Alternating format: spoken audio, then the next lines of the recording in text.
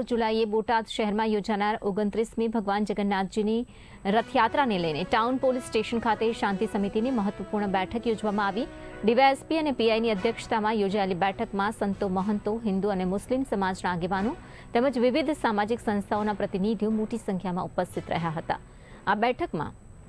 રથયાત્રા કોમી એકતા, ભાઈચારા અને શાંતિપૂર્ણ વાતાવરણમાં સંપન્ન થાય તે માટે સૌના સહયોગની અપીલ કરવામાં આવી। બોટાદ ટાઉનમાં આગામી જે અષાઢી બીજની રથયાત્રાના તહેવારો છે તેના અનુલક્ષીને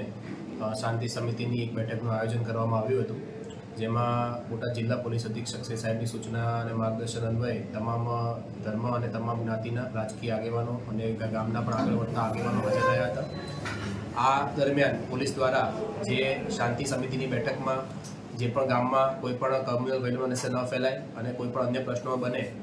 તે માટે જાગૃતતાથી કામગીરી કરવા માટે અને સોશિયલ મીડિયા પર વોચ રાખવા માટે આગેવાનોને અનુરોધ કરવામાં આવ્યો છે અને કોઈ પણ પ્રશ્નો હોય તો પોલીસ સ્ટેશનનો સંપર્ક કરવા માટે પણ અનુરોધ કરવામાં આવ્યો છે અને તમામ આગેવાનો દ્વારા પોલીસને ખાતરી આપવામાં આવી છે કે આગામી જે તહેવાર છે તે શાંતિ અને સૌહાર્દપૂર્ણ વાતાવરણમાં બોટાદ જિલ્લામાં ઉજવાય તે માટે બધા